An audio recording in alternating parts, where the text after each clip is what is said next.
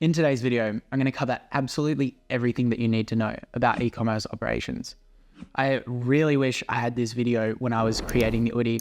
We did over $650 million in sales, and it has been the most challenging part of my business. Marketing, it's always been my specialty, but operations, simply because generally how e-commerce brands are created, the founder is very creative, they like product, they can understand how to arbitrage traffic, and then they completely neglect the other side of the business. So they're generally right, brain orientated, creative orientated, but they're not process orientated.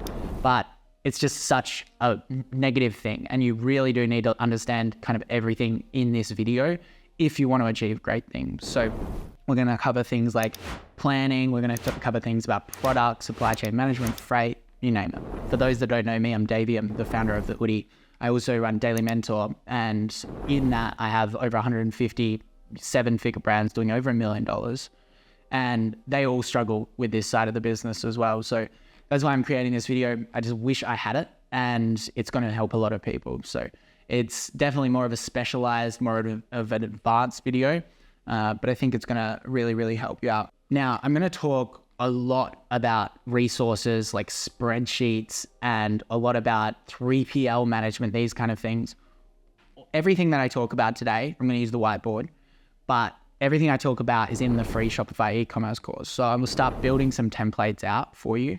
I've also started working with about 10 3PLs that I trust, and we've started to get great rates from them. And I think that the 3PL side of the business, which is the third-party logistics, where a warehouse will actually ship your goods for you, is probably one of the most difficult things to get right for brands, and you really need someone that you can trust. So I've compiled a full list, and if you just head to the description, I'll give you instructions how to get that list, and we'll introduce you and make sure that that's right. So they are affiliates as well, but at the same time, we're working very, very closely with you, and they will look after you. So to make you understand just how important this side of the business is, we were forecasting to do something like $45-50 million in just like October, November months. And we had a provider on the logistics side of the business that completely couldn't ship any orders. We had to turn off all promotions, and then customers were getting the wrong products. They weren't getting shipped at all. And realistically, we had no way to actually fix the issue because we had contracted this provider, and they were just completely letting us down on the other side of the world. In short, we lost over $20 million in lost revenue, in my opinion. And the BBC ended up running a story on us saying that I was a scammer, which is absolutely heartbreaking for me because the customers that we have are just so important. And it made me really want to do this video simply because I don't want you guys to have to go through that. I don't want you run out of stock. I don't want you to have a 3PL that can't ship orders. I don't want you to have freight logistics companies, when you're shipping stuff on the water, completely mess up all of your timelines and get you lots of negative reviews simply because they've made the wrong mistake. So that's all the stuff that we're going to cover today. So I think that let's talk about what operations actually are. To put it really simply, because you actually have not only operations in the general term, but you also have marketing operations. You can have finance operations. It's such a broad term, and it pretty much encompasses all of business. I'll talk about the subsection of operations that we're going to talk about today in just a bit. But in short, operations are, and by the way, don't judge the handwriting. I was very reluctant to actually use a whiteboard. I was going to use the iPad. But anyway, we have inputs, and then we have processes, and then we have the outputs. Now, this is pretty much most of business. The aim of operations is to maximize the outputs. One of the key things is always just referencing the outputs, how the customer experiences it, because a lot of people will measure outputs and it won't actually affect the customer. But realistically, we're just trying to maximize the output for the customer, and we're trying to decrease the amount of processes that we actually need through efficiency, and we're trying to decrease the amount of inputs that we need. because then we are basically getting more for less. Processes, you're trying to use automation to kind of decrease the amount of load that it takes within those processes. And then you're also just trying to decrease the amount of inputs that are actually going in, because that's going to decrease your cost as well. That's basically operations as a whole. And every single thing that we talk about today, you know, when it comes to forecasting, how can we do more for less, these kind of things. So just remember this formula. So what are the fundamental departments that we'll be talking about today? Hey, that worked off pretty good. So we're going to cover, starting at the front, we're going to talk about product. Now, I could do a 2-hour video on product. It is such a large piece of the puzzle, but I'm just going to cover it probably more from an operational standpoint.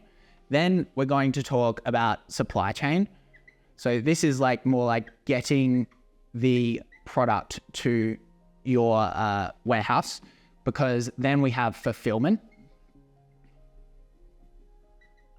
And within supply chain, I'm probably going to talk about forecasting or planning. Some people will kind of put that in their own subsection as well. It's kind of neither here nor there. And then we've probably got as well, didn't really think about that, we've also got customer service, which I'll touch on briefly because I think it's an important point of operation. So we're going to cover each of these things. Obviously, you order the product, you create the product, you then order the product, you forecast the product, you fulfill it to the customer, and then the customer gets customer service. This is a very expensive process. There is a lot of people that are required, and it will scale up the amount of people that you actually need for this process will scale up as the business grows. One thing to note, if you are just kind of getting started with org charts, you're generally going to have the CEO or the founder up here, and then you're going to have, you know, the CFO over here. Then you're going to have a CMO, so a CFO or Chief Executive Officer for CEO, Chief Financial Officer for the finance side of things, Chief Marketing Officer for the marketing side, and then you're going to have a COO, so Chief Operating Officer.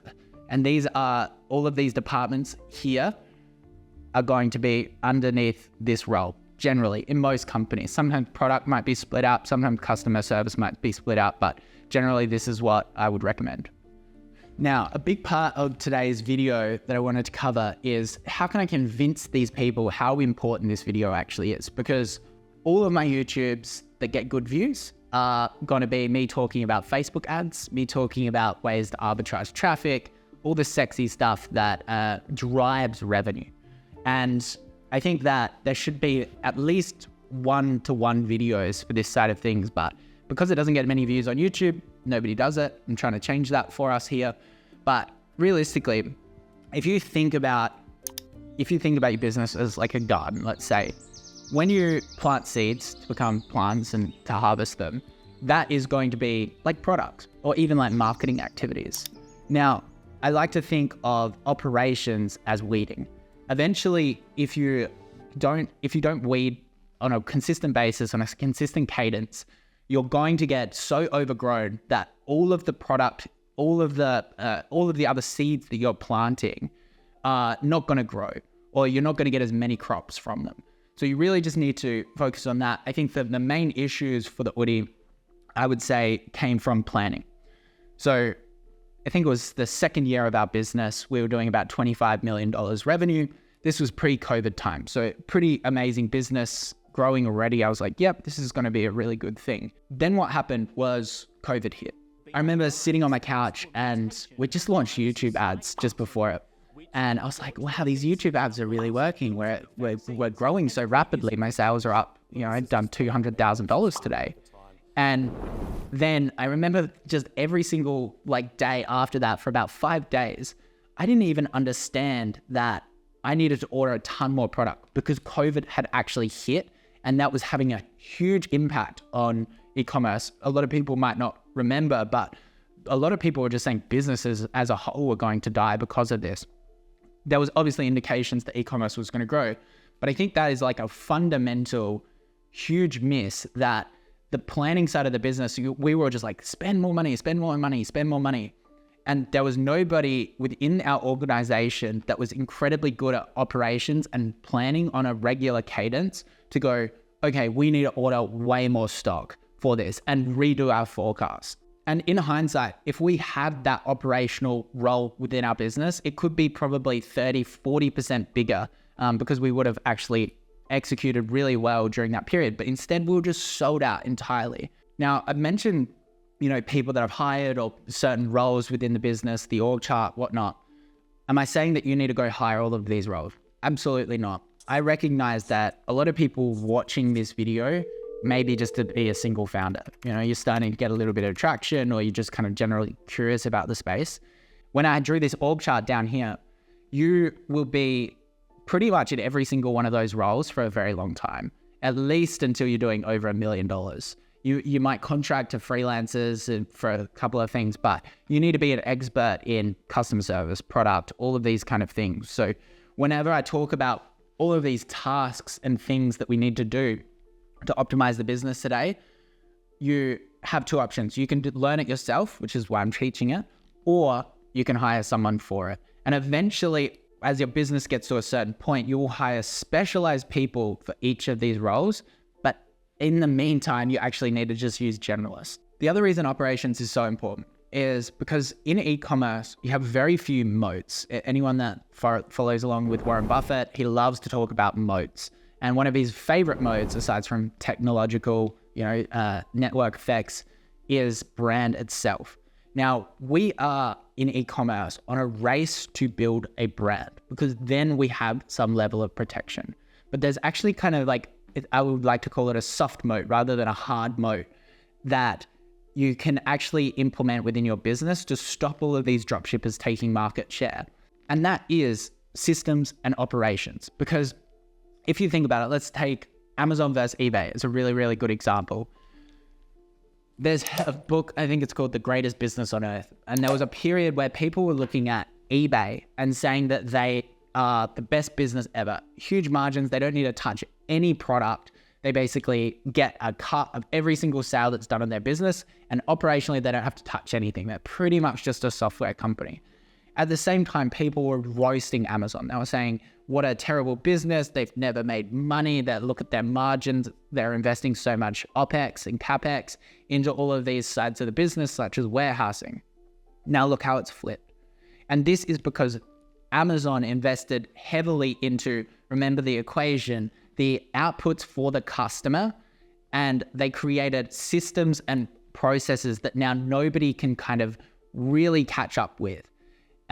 Including even couriers themselves. They're going to be the largest courier network, if they aren't already. So I think thinking about a lot of this stuff that we talk about today as a huge asset to your business. And the way that I look at this is, let's say we've got brand A. This is the Oodie. And we got brand B. Which I shouldn't say it's the Oodie. These numbers are not the Oodie. And then we've basically got... and then we've got all of the costs of the side of the business that I was talking about before. We've got freight, we've got product cost, we've got courier cost, and we've got, let's say, warehousing. There's going to be more variable costs that I'll talk about here. Let's say brand A, their freight costs $5. Then let's say brand B, their freight costs $6. Now, how is this going to happen? So the freight side of the business, if you're talking to lots of freight providers, which I'm going to show you exactly how to do, you're going to get better rates. You can peg them off against each other, that kind of thing. And then let's say we've got the cost of the product, $10, $12.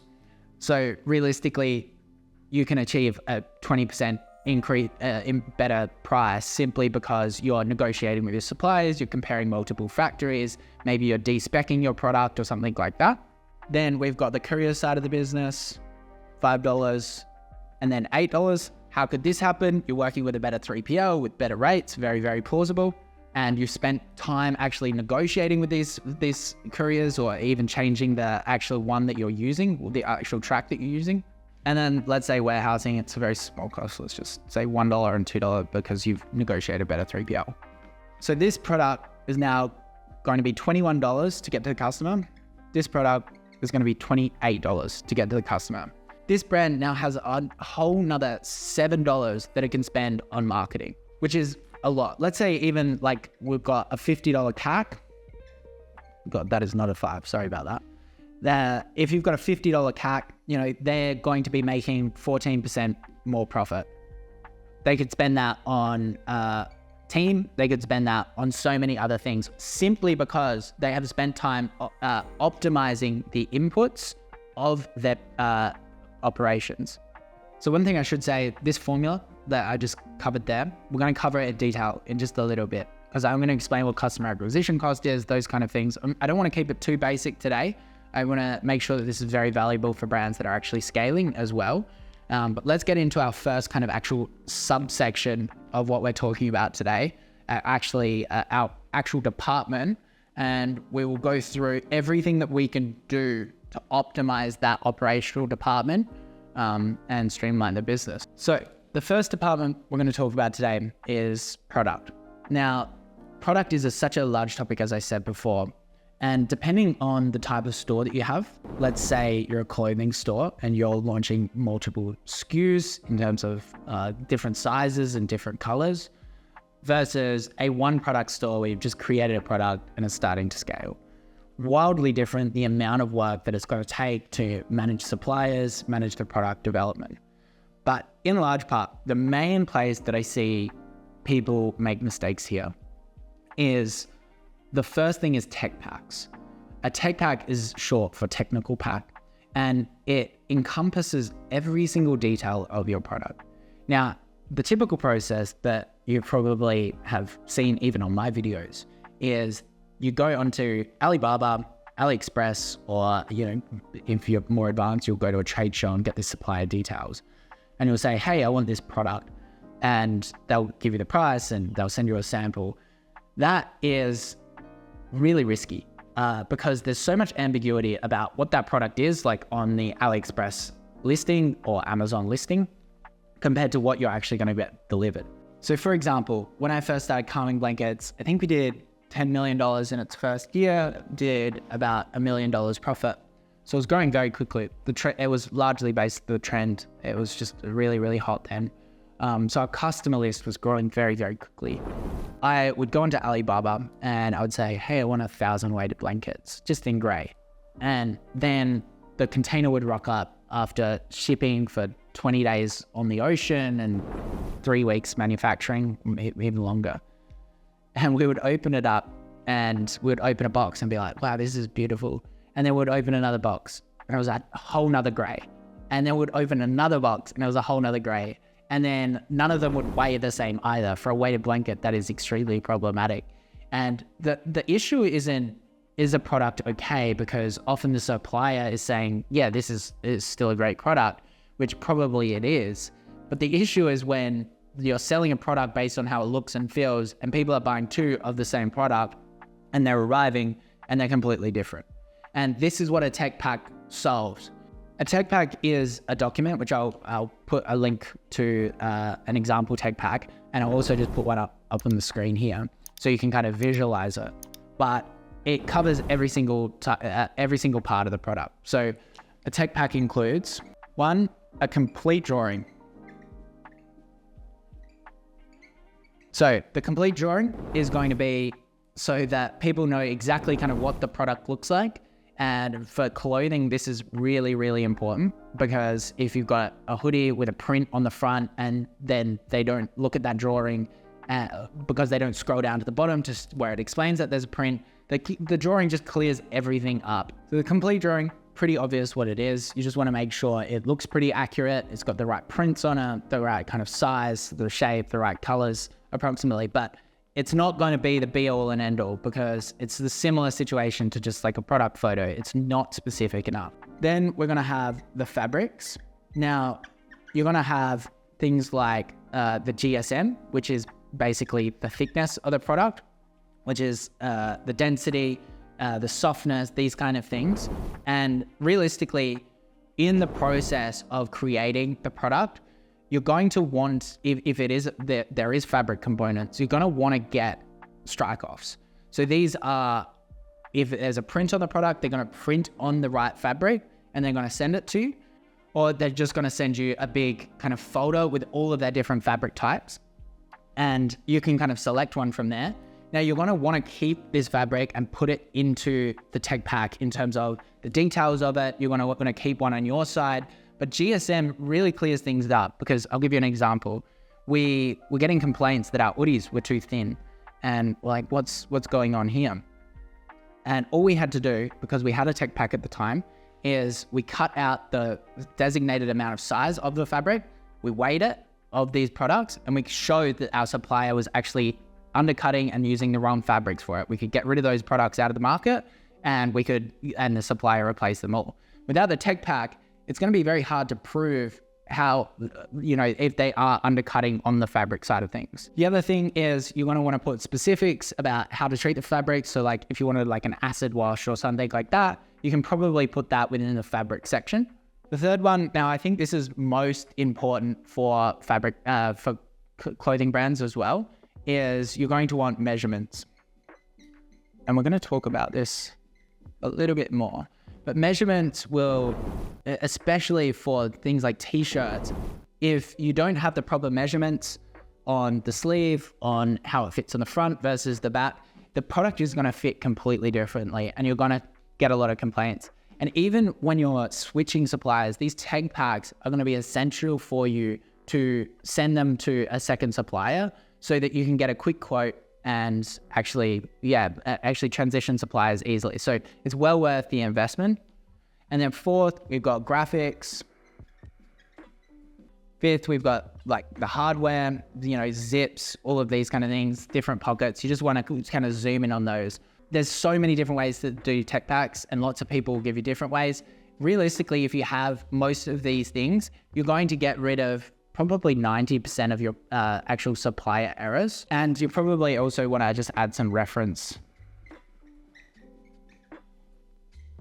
So just some reference pictures of all of the samples that you have as well. We'll keep it organized. Now, I know I'm recommending you to create these tech packs, but it is quite a specialized skill, and it needs to be very, very accurate. So if you're struggling with this, or you don't currently have one for your product, you can just go onto Upwork, and you can send the product to the Upwork person. You can write in a fashion designer or a tech pack creator. You can really write in anything based on your product, and they will be able to manufacture one for you. And I think that that's a really good freelancer to have. It shouldn't cost you more than $200, but it'll be a really good asset. Now, this is generally for textiles, but all products are going to have some form of tech pack. It's just going to get way more complicated when you're looking at more like hardware, things that are injection molded, all of that kind of stuff. But everyone should have a tech pack. One other thing that tech packs will allow you to do, which I see a lot of people struggle with, is grading. So grading is taking sizes from small, medium to extra large, those kind of things. So having these measurements here and working with someone that understands grading will just give you a really, really good product and avoid crazy mishaps where your extra large just doesn't work. And one final thing, sorry, I forgot, is you're going to want your labels as well. So making sure that you have your company name, all of that kind of stuff, because some regions, if you don't even have your company name on the product itself, or it's in the wrong position, the swing tag / label, you can actually get huge fines as well. So that will make sure that your supplier does it right. This also includes things like packaging as well. Be very, very clear for the supplier if you've got unique packaging. So once you've created this tech pack, the next part is how to manage the suppliers and how to get the product. Realistically, as I said before, you've got a few ways to create the product. Typically, first-time founders, they will actually outreach to their supplier to create the product with the supplier. This is good because it's very cost-effective. It's very bad simply because there's nothing unique about your product and anyone can launch the product. Also, your supplier actually owns that IP unless you can get something like exclusivity, which is relatively hard to do unless you're doing huge volumes. This is why I often recommend that if you have a little bit of experience already in the field in acquiring customers, you should be actually working with a product designer, fashion designer, a product agency that specializes in physical products to create this product in the early stage, and then work with either the supplier or these localized manufacturers to create the product, create the tech pack, and then go out to multiple suppliers to kind of get pricing. Now, one of the main mistakes that I see people make managing with their suppliers from an operational standpoint is they use a lot of different forms of communication. And this is one of the strongest things that Alibaba has ever done, is something called trade assurance. So typically back in the day, it was very hard to even transfer money to China. And it was very, very easy to get scammed as well. What I really recommend people to do to make sure that their supply chain is very, very dialed in and there's not too many mistakes is always using the trade assurance option within Alibaba. If you communicate all through Alibaba, through the messages there, and you have a tech pack, when a product arrives and it is incorrect, you can easily prove that they have provided the wrong product based on previous communications and the tech packs and POs, which we'll talk about in a sec, and you can get your money back. But this kind of brings me to the other side of the supply management, which is the legality side. We talked a little bit about them owning the IP. That's problematic, sometimes unavoidable, but realistically, you want to kind of come to terms with the supplier around things like refunds. What happens if the product rocks up and it's not the same? Well, how much tolerance do you have for them shipping incorrect quantities? What happens if they claim they've shipped the right quantities but haven't? So I'll add a list of all of these things to consider with your supplier as well. These are the conversations that need to happen prior to you actually sending them 50, 20 grand, because it's really, really important. One option that you have with that side of things is to get a contract in place. Now, typically, legally, everybody is always going to recommend that you get a contract. And I do recommend it as well, but I have operated without contracts before. And the truth is a lot, especially when you're first getting started, the suppliers within China are not going to want to deal with contracts at all. But eventually, when you get to a point, you're going to want a contract that's signed and agreed from both parties about all of those things that I just mentioned. This contract is especially important if you have a very unique product, because you need to protect your IP. You can't just send a product over to China, because as soon as it works, they'll give it to other factories and multiple people will be creating your product. So if it's a completely unique product, get the contract. If not, you might need to operate and build some good faith and build some relationship with the person before you can even negotiate a contract. Realistically, when you're talking to your supplier, and let's say you've got the tech pack to the person, or you kind of know that you want to create that product with that supplier, you got a few main points that you want to discuss with the supplier on the product side, which is going to be imperative to the rest of the operational process, which is the first is MOQs, which is your minimum order quantities. Really important. You can't order 20 products of a custom product. That's not going to happen. You're going to have to order a lot. 2, you're going to want to understand the price. And then 3, you're going to want to understand lead times. Now, this is the time that it takes to actually manufacture the product, not the time to ship the product, because that's within the supplier's control. Typically, we might want to work with a supplier that has a higher price, but they have lower MOQs because you don't have the budget to do it. Or maybe you really want to work with someone with, Oodie can sometimes do this. We'll pay for the higher price for the product, but simply because they have lower lead times, which allows us to manage cash flow better. I think I really would just want to highlight this side of things, because I see a lot of people, they create the product and they're like, let's go, I'll order it in. But they don't consider the unit economics of their business. And this first negotiation stage of the product, even if you're a relatively experienced business with like 5, 10 people, is often even like, I've seen businesses with 50 people where this price negotiation just doesn't get considered within the rest of the business. So if I created an Oodie that was just so specced out, it had, inflatable arms to swim in or something stupid like that, or it had electronics in it, let's say, it had speakers in its hood, chances are, that would sell. It would definitely sell at $20, $30. But the truth is the price of that product is going to be more like $50, $60. So therefore I would have to sell it for $200. It immediately rules out that product from being viable. So this price negotiation stage is important for if you've got multiple stakeholders within the business to be considered about what you can sell it for. Now, one operational tip that I have at this stage of the business, let's say you've placed the order. I'm going to give you a few more supplier tips. But a really, really great operational thing that you can do at this point is put the unit economics within both your purchase orders, but also on the Shopify side. While we're talking about price, I think this is a really important part where I see most people go wrong on their operations and finance side of their business, is they don't actually understand their unit economics and they do not track profit on a daily basis. Tracking profit on a daily basis is fundamental to your e-commerce business.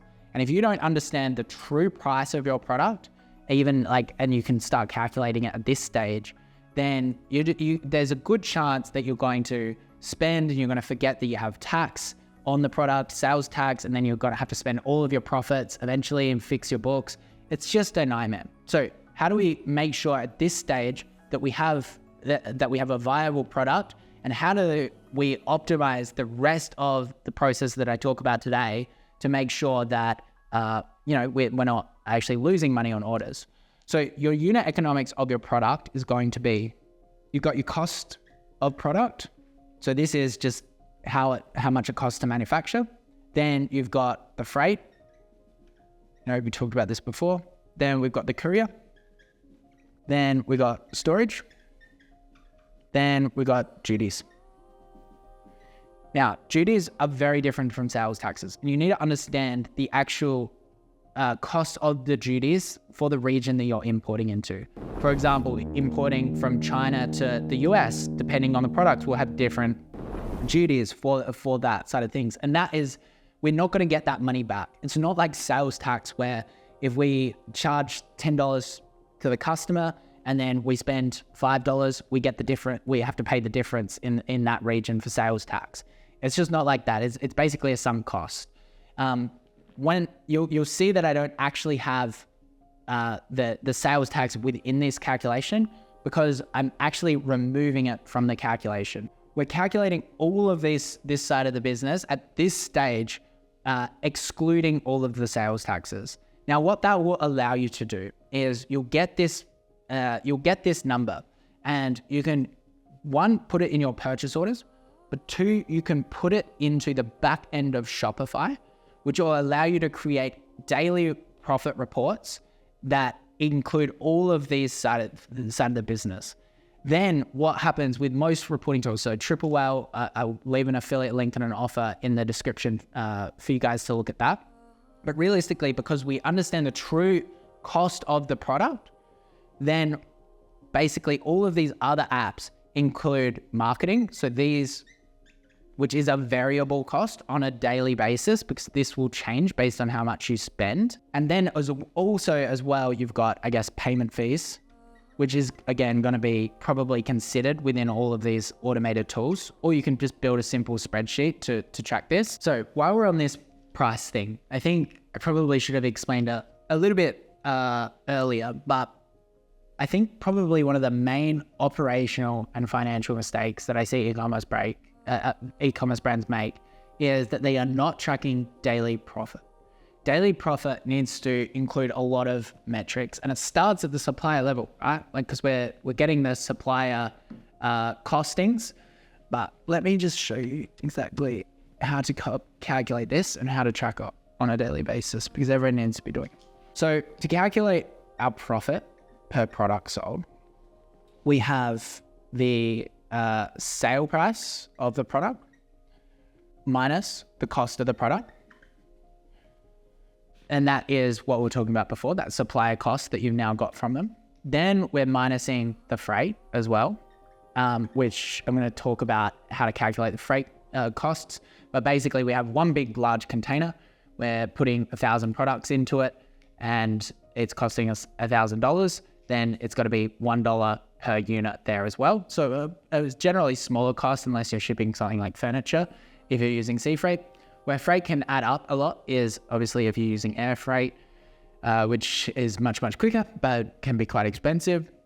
Then we've got the courier cost to the customer, which is, you've basically got all of your 3PL costs here, but we can separate it out to more so the pick pack as well.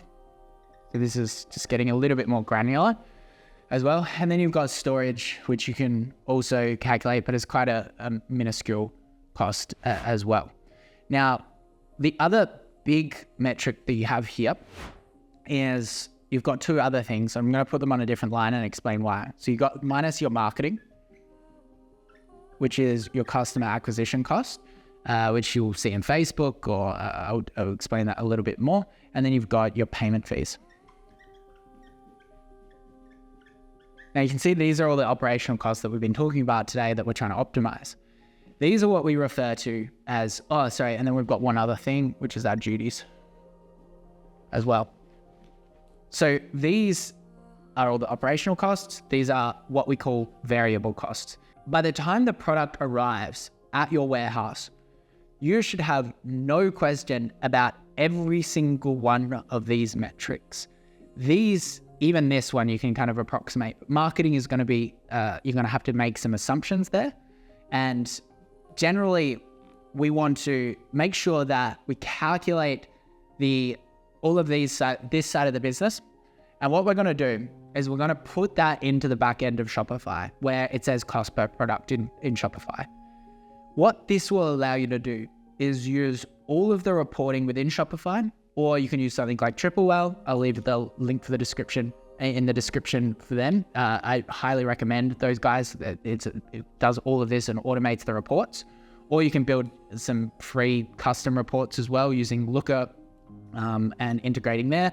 Or you can just use a simple Excel spreadsheet where you're inputting all of these costs on a daily basis, the variable costs on a daily basis, to calculate your net profit. But realistically, the reason why I recommend putting all of these costs into Shopify is because, we can just integrate it so simply with a tool like TripleWell, and they then integrate with the marketing channels for us. On a daily basis, we'll say, how much have you spent on marketing? It will probably pick up all the payment fees as well. And then it will tell you exactly, it will just assume all of these costs are consistent, and it'll give you your daily profit. Where I see people go wrong with this is, one, they fail to calculate these costs, the freight courier cost and the 3PL costs. And then they also stuff up the tax side of things. So duties is a sunk cost. Duties isn't the same as sales taxes. If you're importing over a certain threshold into a certain region, such as China to the United States, they're going to be duties depending on the product category, of course. Whereas China to Australia, there's a free trade agreement, so you're not going to pay duties there. So you need to understand those costs. The other thing that I see people make is they fail to incorporate sales taxes somewhere. So I'm assuming all of this stuff is excluding sales taxes, okay? The other place I see people go wrong is this sale price. You need to make sure that in the back end of Shopify, when you're setting this up, that you're considering and you have the checkbox that the sales taxes will be charged to the customer. Then you just need to make sure that it's feeding through to any other reporting. So you basically are including GST or sales taxes in all of these equations, or not including it. Just make sure that you've considered that within this, so you're actually getting a proper profit over here. So back to the product development process. I'm going to explain one of the most critical tools that you can use, which is called a critical path. I'm critical.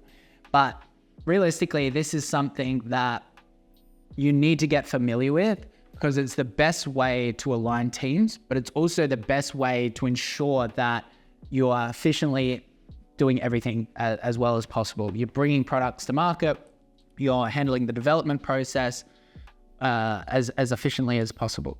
Before I explain what a critical path is, I think it's worth noting that in the fashion process or any product development process, you're going to have, as I said before, you're going to have to get the strike-offs, the prints. Then you're going to get a first sample. Then you might get a finalized production sample. There are so many stages of this side of things. And then you'll get what's called a QC.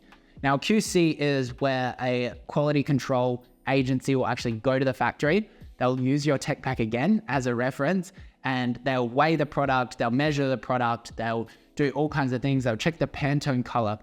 And I highly, highly recommend that every single first time that you use a manufacturer, even the second and third time, that you're using a QC agent to go check the product. Now, again, one of the best things about Alibaba is they have an inbuilt QC function where you can just say, hey, send a QC agent out to this order. Or you can use any of the other ones like SGS. It's quite expensive and big, but they do compliance as well. So I highly recommend first time you're using it, get a QC agent. But you can see all of these steps of the process. And if you fail to get the sample on time, you might fail to get the product on time, you might miss Christmas trade period, and then you'll get stuck with all of the product come January, February. The way that we solve this is a critical path. So in short, a critical path, the main things that we need to know is first, we define every single step of the process. And you can do this with your team member or you can just write it out. The second step is we're going to sequence all of these events in the correct order. Now you can use a project management tool like Asana. I use monday.com, really impartial about which one you use. They're all pretty much the same. You can use Notion, but you really want, some people use Excel as well. You just want all of these things visible, all of every single task and in the right order. And then you're going to define the time it takes to do it. So for example, getting a sample being shipped from China might take 5 days from DHL. Every single granular part of the process needs to be defined within this critical path. Then what we can do is we assign dates to them. So let's say we're gonna do a hoodie launch for this product. We bring up our critical path, and again, you don't need to make this template every single time, but you can generally understand what the critical path is. And we might change a few things like the time that it's going to take for this product because it's going to take a little bit longer. But we can then, because we know how long everything's going to take, we can set dates to every single step of the process. And this is why sometimes project management tools are really good. We can set reminders when something has gone overdue on its estimated date. And then what that will do, it will either push all of the future dates forward, or there may be some overlapping times that create a little bit of flex, or it's referred to as actual slack. So then all we need to do is monitor on a daily basis.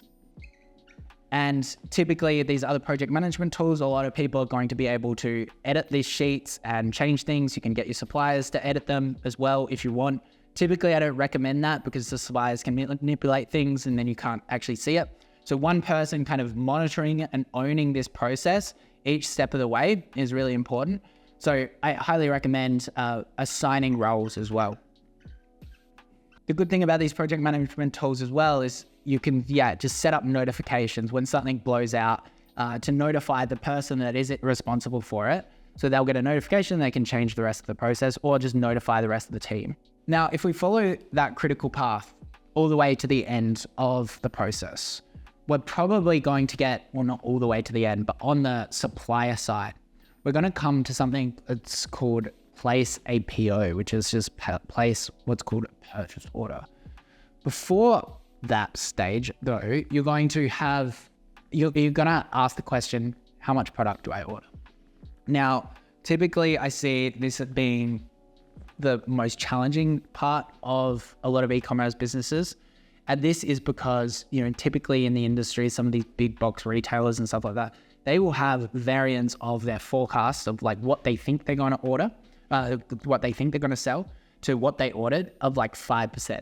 But realistically, if you're selling out consistently or you have huge fluctuations, you're not going to get anywhere close to that. We've missed forecasts by 50%, even where we're growing quite rapidly or have some level of stability. So understanding how much product to order is really important.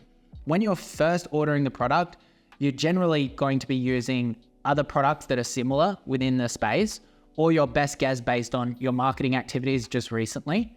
That being said, forecasting is just the most essential part of the business, because if you get it wrong, let's say you've got a successful business and it's growing and growing and growing, and you start expanding SKUs. So you're like, I want a black blanket now, a gray blanket, a blue blanket.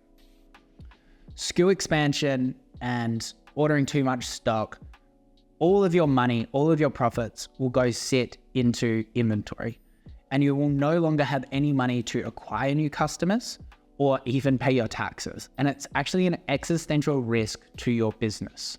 So getting this wrong on the low end, because you have no stock, let's say, is going to give you $0 revenue, which can also send you out of business if you've got lots of fixed costs. Getting this on the high end and ordering way too much inventory will also send you out of business. So realistically, we should be looking at this on a weekly, fortnightly, or monthly cadence. And I'm going to show you exactly how to do it. All forecasting is we're trying to find one of two things. Actually, we're trying to find both, is at what date do I reorder, which is basically a replenishment date. And then 2, how much do I order? Seems pretty obvious, right? But there is a lot of variables that we need to consider. And I'm gonna have to speak generally because something like the Oodie, where we have a whole dedicated team member looking at every single SKU, every single product we've sold, the last 4 years of history, is going to be very different to someone just starting out a business. But speaking generally, I think there's a few main things that we need to do. The first is we can look at certain tools that we can use. Now, I use Excel, and I've tested some very, very expensive demand planning tools. But because our team, a lot of people need a lot of flexibility within our company, we just continue to use Excel.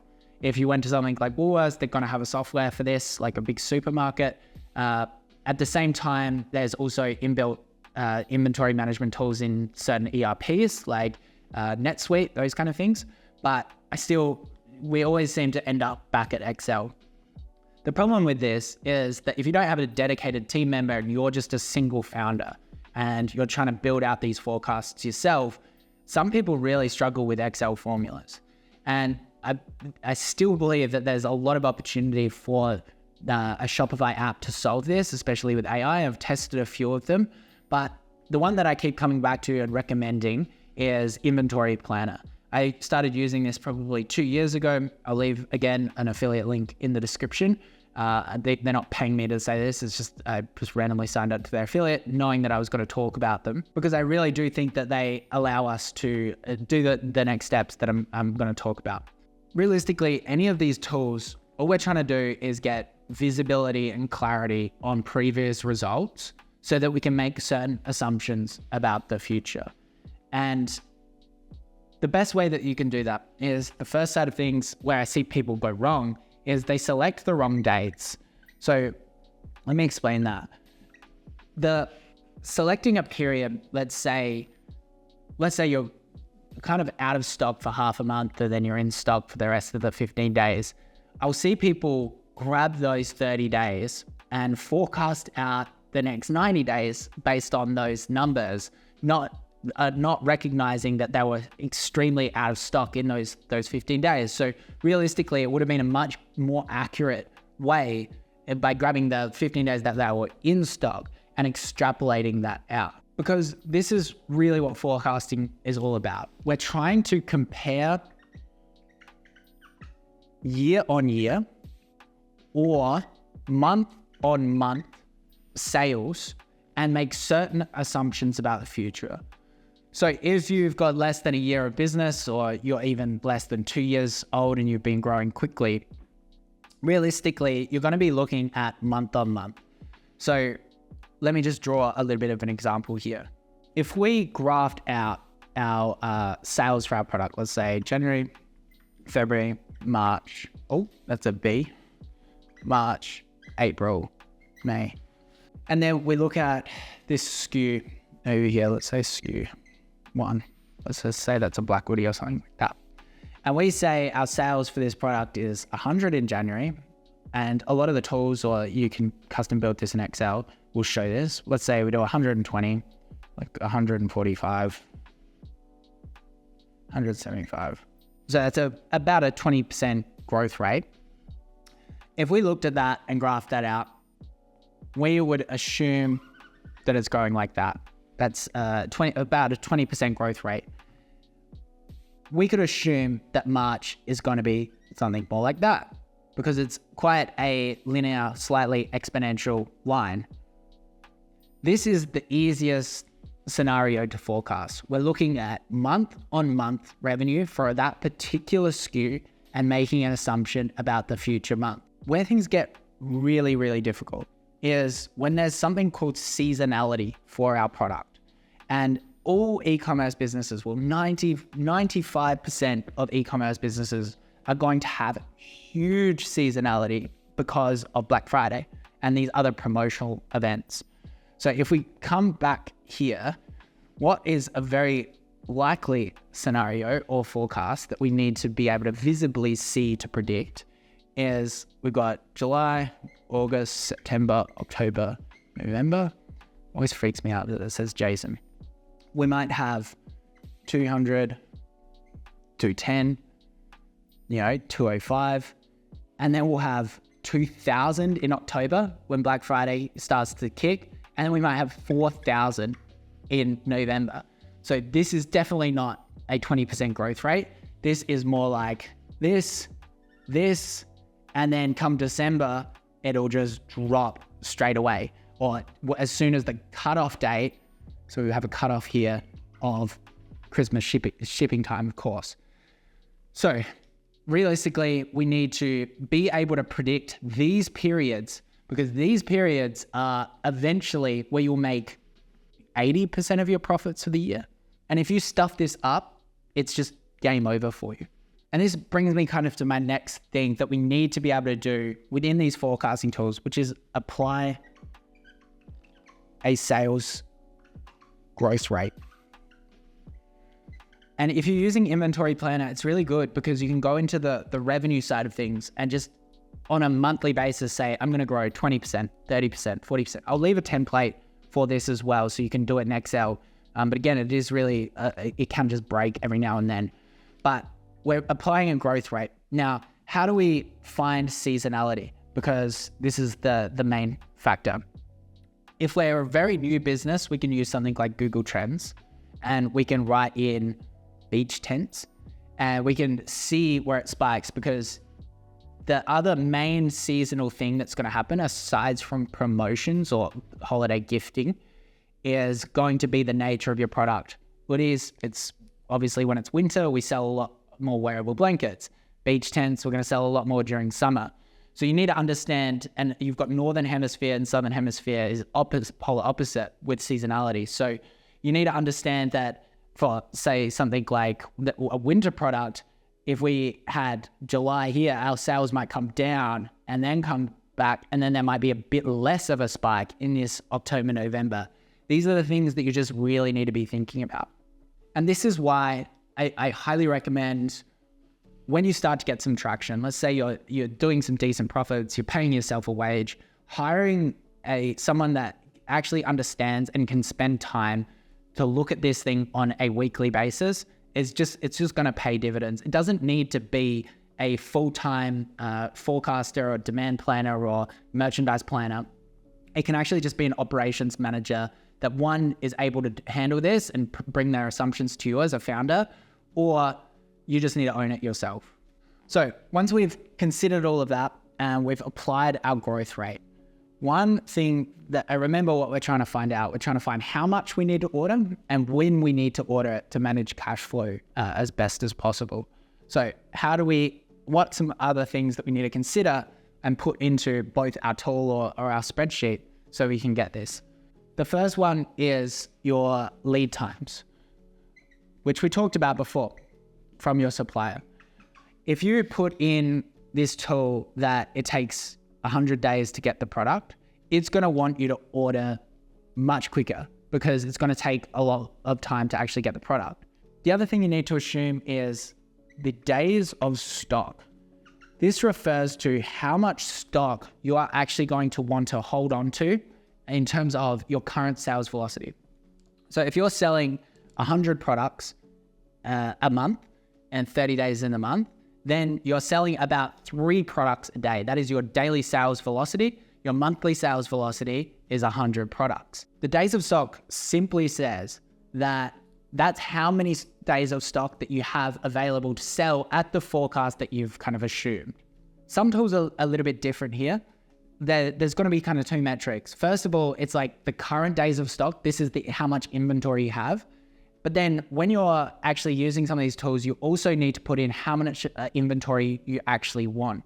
The typical days of stock, it really depends on industries and the age and variability of the business, the volatility of the business, will be 4 weeks, 8 weeks, or even 12 weeks. So you want to consider how volatile your business is, but also how much money you have to actually invest in inventory to calculate that number. And then the third thing that some people ask for or consider, most people do, is safety stock as well. This is just a number that if you made a mistake here with the days of stock, lead times, or sales really kind of picked up, you have an element of buffer. You can probably just put 5 to 10 days or something like that for this metric. But realistically, if you're adding a little bit of buffer on your lead time, which you should be taking your average lead time in case things are kind of going wrong there, and you're giving yourself enough days of stock and outlaying the right amount of capital there, realistically, the safety stock shouldn't come into play. Then once we've input all of that, we should get a sells out in, when your product should sell out, and then also a replenishment amount.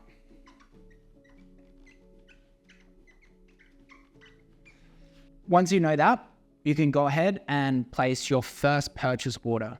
Now, the management of POs is one of the main operational mistakes that I see e-commerce founders make. And it's because it's a relatively simple system. For those that don't know, a purchase order is an agreement between basically you and the supplier, somewhat of agreement. It's basically just an invoice. You're saying, I want this product, this price, these quantities, I want it shipped here, and a couple of other details as well.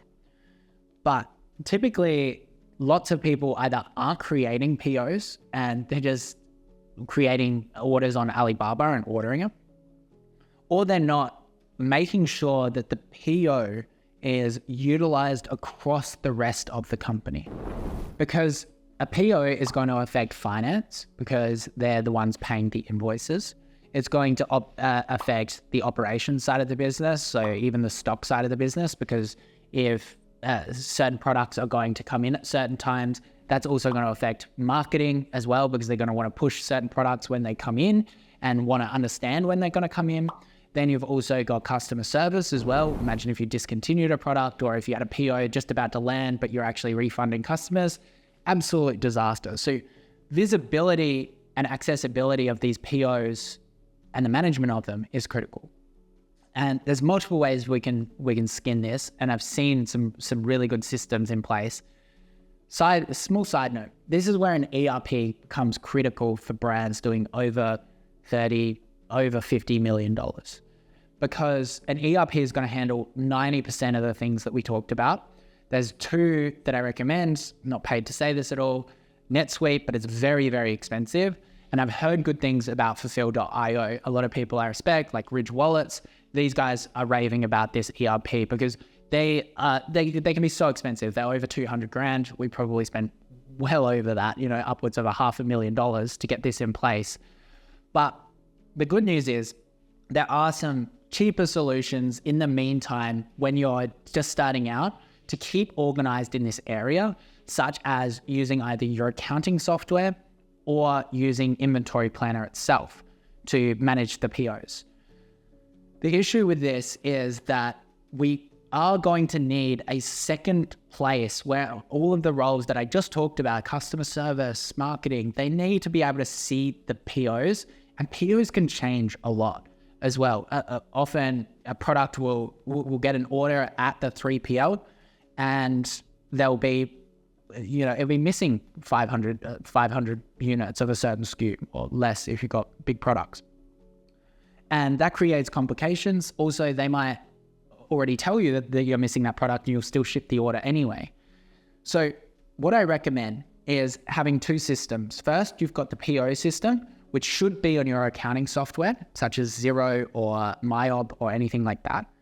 You're sending off those POs there, And that will then match up to the deposits that you're making to your supplier and also the final payments to your supplier. But then you also have a second either Google Drive or Airtable, a Google Sheet that all of your team can access and see all of the POs. And on that sheet, we're really going to want to make sure that we have multiple things. To create the sheet, once the PO gets placed, we're going to copy across the what products are there on a SKU level. We're also going to copy up how many. We're also going to have the PO number as well. Now, once you've got all of this stuff in the sheet and you've created the PO, we can then do work with our freight logistics. Now, this is a bit of a tricky situation for some people that don't understand it. A freight provider is basically a company, a logistics company, that manages spots on a cargo ship, on a container ship, and they organize the container to be shipped from your supplier to the warehouse that you're talking about, like your 3PL or even your home. The best process for this is, firstly, you need to make sure that you talk to probably someone locally in your area from the States, work with a freight provider in the States, and you're going to want to get 2 to 3 of these people at one given time, because then you can compare their rates and bring the efficiency up because they're going to compete for your business. Once you have the right freight provider and you've compared rates for that month, you are then going to let them know that they've sent this PO. You can CC them in the communication, or you can just connect them with your supplier and they'll manage a lot of the process. But they're going to come back to you with a lot of details about how they're shipping your products that you've paid for to the next warehouse. They're going to give you something like the estimated departure date. They're also going to give you the estimated arrival date, or just write ETA. Then they're also going to give you the vessel number, the bill of lading, and a bunch more details.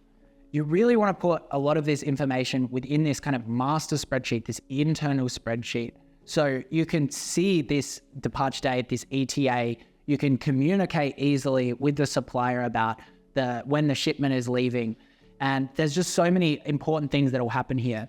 You're also going to want to add you're constantly going to want to update this estimated arrival time if the vessel gets pushed back, and you can notify people. You might want to put the actual arrival date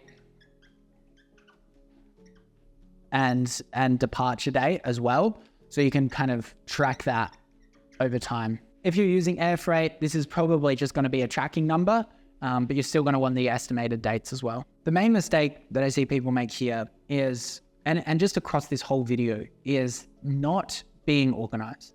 If you are not putting a dedicated amount of time to update these sheets, and you're like, oh, I'll do it a little bit later, it's just not going to work, because you're going to forget things. People are going to make assumptions based on this sheet that they have access to that aren't actually true. So this is where a lot more resources comes in handy when you're crossing over the $5-10 million mark. But at the same time, just make sure that you're religious about updating this based on the information that your supplier is giving you. I don't recommend allowing suppliers to update this sheet at all. It should be internal use only. And if a supplier has changes, they should be communicating to you through that one communication channel, probably Alibaba, which your team can have access to.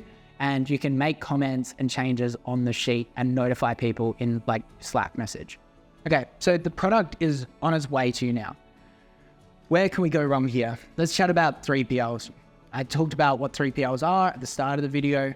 If you're drop shipping, this isn't going to be too relevant to you, because drop shippers, they'll ship directly from their factory to the customer. But at the same time, you should definitely listen, because I highly recommend transitioning away from drop shipping, providing that you're trying to build a brand and have great customer service. I've talked about that a lot on the channel. When you're looking for a 3PL, there's a few main things. If you've already got a successful business, what you're going to do is you're going to do what's called an RFP, which is called request for pricing. In that RFP, you're going to give people your forecasts, all the dimensions of your product, your previous results. Forecast is probably the main one because we are generally a growing business and we're trying to get them really excited about the future. We're trying to get them to compete for the business. And you'll create this master document with all of these details and you'll go to multiple 3PLs. Again, I've got some that I really recommend and I trust that you can access and email, but you want to go to multiple. Similar to the freight forwarder, they're going to compete for your business. You're also going to want to go visit the 3PL as well. If you can't actually set foot in there or at least see what their facilities look like inside, that is a huge, huge red flag. We've went to one that was competing for the Oodie's business and they were like, well, yeah, the pricing is really good. They were stealing Woolworths shopping trolleys from the Woolworths down the street to cart products from one part of the warehouse to the other. It's really not what we're looking for, although it's pretty nifty and cost saving. So it's similar to going to your supplier's factory. If you can do that, you're just going to get a wealth of information. You're just basically looking for a well-run organization. The information that we're looking to get from our 3PL, let me just talk about 3PL management generally. First of all, I really want them to be using the barcodes, because if they're not scanning in barcodes, both scanning in and scanning out, there's going to be a huge question when it comes to what happened to this product. Why am I missing this product at the end of the month or after 2 years and it's just suddenly gone? People are just going to point fingers. So barcodes is an element of accuracy and will generally be correlated with accuracy. The other thing that we really want is like an eagerness to work with you. I think that it's not great being the smallest brand at these 3PLs because they're just not going to give you the best service. Sometimes it's not being the best being the biggest brand either, but at the same time, you do want to be a valuable customer to them. And generally just how their sales staff treat you should be indicative of that. The other thing is price. This is a big component, obviously, of 3PLs and something that I'm sure you've considered. We have 3 forms of price, I guess. We have pick pack, which is the cost for someone to grab the product from within their warehouse and then ship it. We considered that in our unit economic formula before. We've got inbound, which is the cost it takes for them to unload the container or the air freight and put it into their warehouse. Now, if you've got it depends on the business. This can be material or not. You might want to consider this in your unit economic formula, but sometimes it is such a small amount that it's probably not necessary. And then we've got outbound costs. This is something you really need to understand because outbound is going to be a huge cost for your business. If you're using something like Australia Post or UPS, if you're in the States, Royal Mail, and if you're in the UK, the outbound rates are going to vary hugely.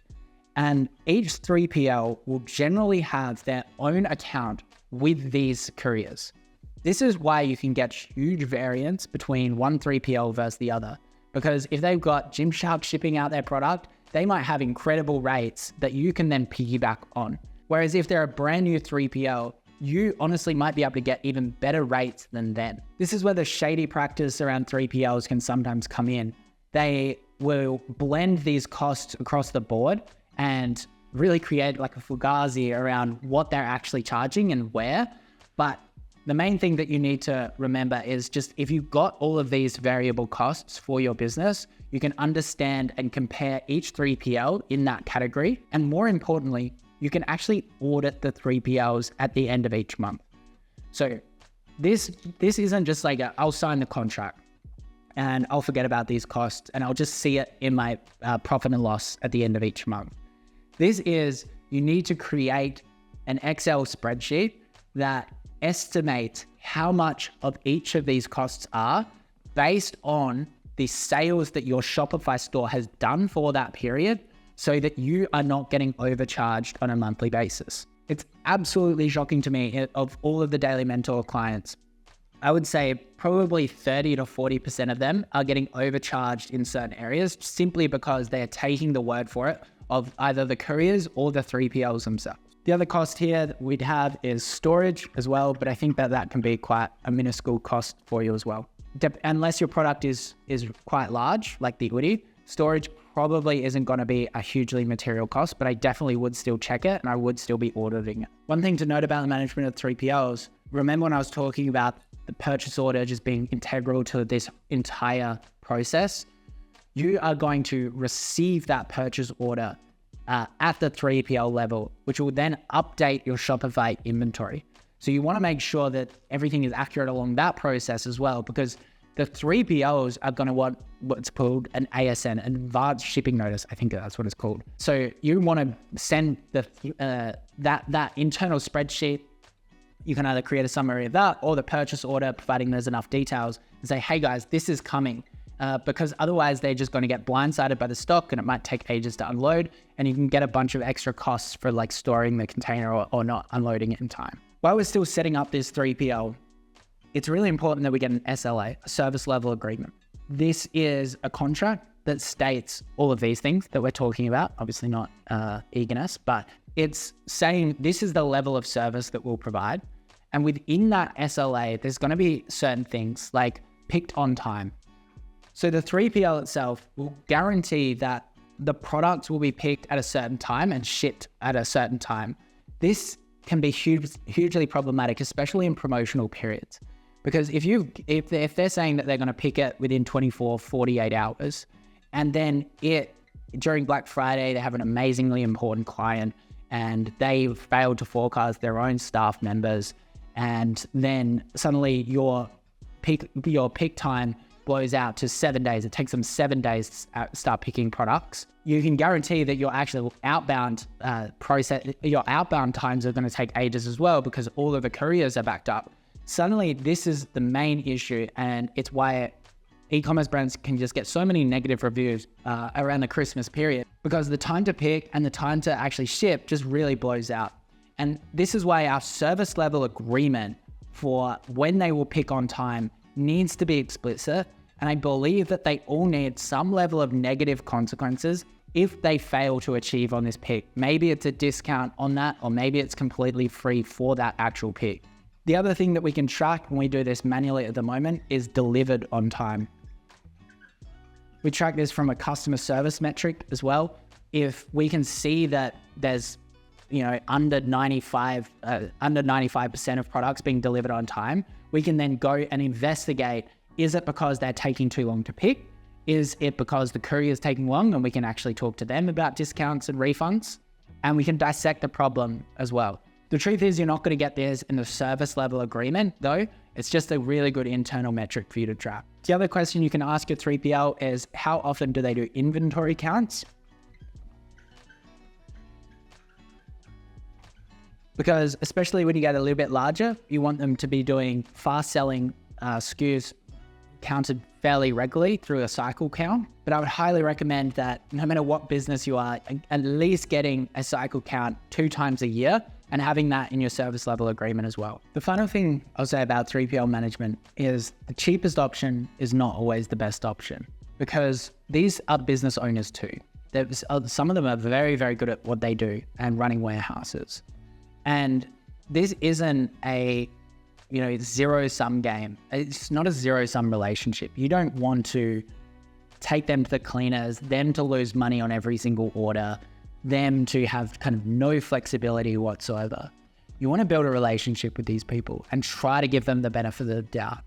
And this is where clear communication, clear expectations are actually in place. So if you're giving them forecasts, make sure you're trying to hit those forecasts. Don't give them some wild forecast that they staff up for and then you don't actually hit as well. So build a really good relationship with them, treat them with respect, make sure they're making money as well, and it should work out well. So then this brings us to probably the last side of what we're going to talk about today, which is customer service. Now, I highly recommend implementing a customer service tool that can track emails if you're not already. There's a bunch out there. I've tested Zendesk. It was too clunky, slow.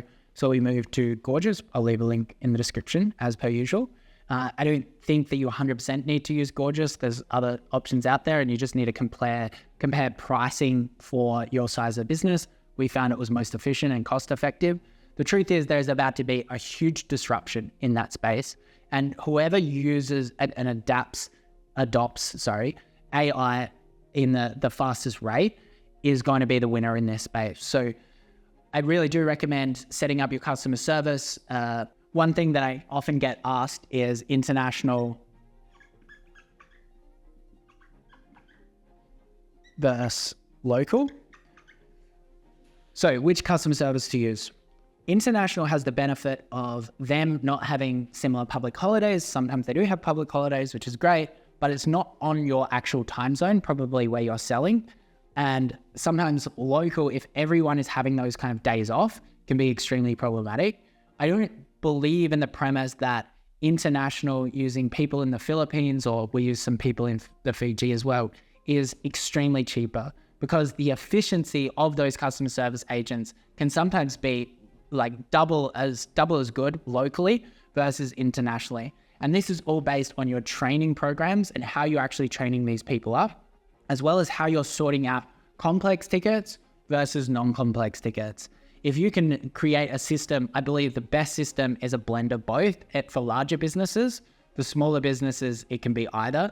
But for larger businesses, you're going to want to filter out the easier tickets, that they go to the international side of things, and then the local, more nuanced things. You want people closer to the sources of truth, closer to the internal team locally. So I think that's one of the best ways to do it. But this kind of brings us to how are we measuring the effectiveness of your customer service teams from an operational point of view. You've got a few metrics. First, you've got the resolution time. If it's taking a long time to resolve the problem for people, one, it might be indicative of there not being enough visible information for people. Two, it might be because of slow customer service or improper systems. Three, it might just be because you haven't set up your macros well enough so that you can answer customer service tickets very, very quickly. That's very similar to the other thing, which is touch points, which indicates how many times actually someone needs to touch that ticket to get the resolution for people. This can be resolved by people just getting more detailed replies, or again, accessibility to the information. Then the next thing that we have, which will probably be correlated with resolution time, is reviews. Now, a great measurement of success, everything that we're talking about today is, remember, this is measurement of the outputs of our operations. What I mean by that is, this is what the customer is experiencing. They're experiencing certain resolution times around the issues, how happy they are with the product.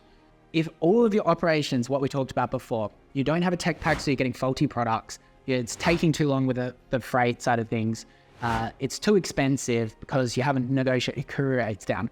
All of this stuff is going to affect the customer and affect your reviews. So these are great measurements of how good are your operations. So reviews are a great customer service metric to track over time.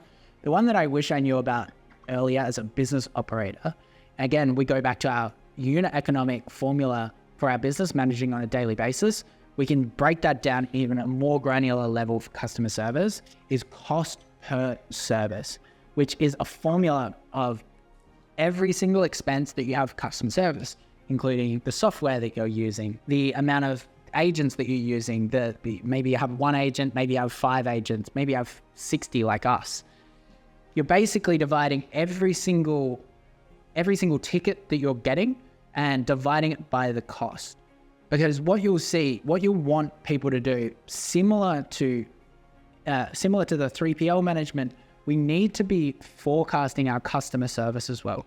Remember the diagram of the sales coming up and down like that. This sales forecast that we have, we're going to want to be onboarding more customer service agents and training them during this period so that we have them during peak. And this is another reason why international customer service is so good. You obviously need to be very transparent. This is like, hey, we need you guys during these periods, and you can train them up. And the local, it gets very, very difficult to do that at scale. There are some agencies that will handle it for you locally, but I think internationally is a little bit better set up for multiple reasons. So realistically, we want to be keeping our cost per service relatively consistent across the year, despite our sales coming up and down like this, because your ticket volumes are going to increase really quickly here. But at the same time, you can increase the amount of customer service agents that you have to kind of match that metric. So I think that'll do for today. It was a very, very big video. I know this stuff can be very dry. Join the free Shopify e-commerce course. Join the Discord if you want to chat about any of these questions.